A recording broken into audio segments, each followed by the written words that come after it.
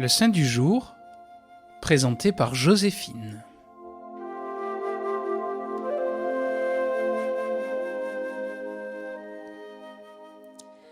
Aujourd'hui, 26 février, Saint Porphyre.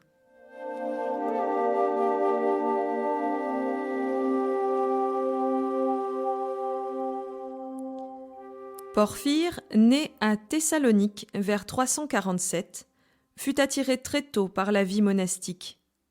Quittant sa riche famille, il choisit la pauvreté. Il se rendit en Égypte, dans le célèbre désert de Sété, l'un des hauts lieux de la vie érémitique, terre d'élection des pères du désert. Il y vécut quelques années, puis, pour une raison que nous ignorons, passa d'Égypte en Palestine, où il séjourna en ermite dans une grotte, près du Jourdain. L'insalubrité des lieux fut très dommageable à sa santé. Son biographe, le diacre Marc, qui devait devenir son compagnon de vie et son disciple, nous le décrit ainsi, tel qu'il le vit pour la première fois. Je remarquai la présence continuelle, aux offices liturgiques, d'un moine d'une quarantaine d'années, au teint bilieux, à la peau desséchée, au dos voûté. Il marchait péniblement, à l'aide d'un bâton. Mais le Seigneur avait sur Porphyre un projet que celui-ci n'aurait pas pu réaliser avec une santé aussi mauvaise.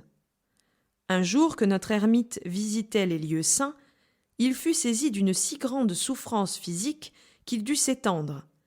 Il eut alors une extase. Il se vit sur le Golgotha, répétant la prière du bon larron. « Seigneur, souviens-toi de moi quand tu viendras dans ton royaume. » Alors le Seigneur demanda au larron de descendre de sa croix et de relever l'homme tombé à terre.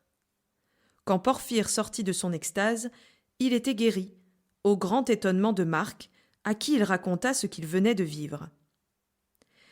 L'évêque de Jérusalem, ayant entendu parler de lui, le fit venir, lui conféra le sacerdoce et lui confia la garde du bois sacré de la vraie croix. Puis, lorsque le siège épiscopal de Gaza devint vacant, on pensa à lui. Malgré sa répugnance, il dut accepter cette charge. Il dit alors ces simples mots : « Que la volonté de Dieu soit faite. » À cette époque, l'Empire était officiellement chrétien. Mais il fallait encore du temps pour que le message de Jésus-Christ pénètre vraiment et supplante le paganisme. Porphyre eut fort à faire pour christianiser son diocèse.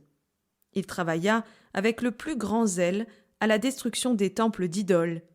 C'est ainsi qu'il incendia celui de Marnas, où l'on avait sacrifié des êtres humains.